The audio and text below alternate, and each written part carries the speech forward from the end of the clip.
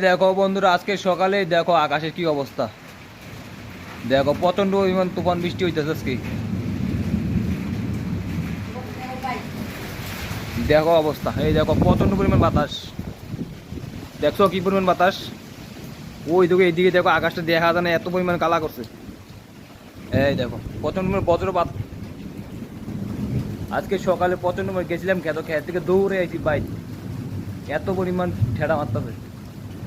এই দেখো আকাশে ওই দিকে অবস্থাটা পুরো কাওয়া করে আছে, দেখছো পাঞ্চিলিক মারতেছে। তো কতদিন থাকো বৃষ্টিটা তোমরা কেউ যদি জানো, খবরটা জেনে থাকো তাহলে কমেন্টে জানাই।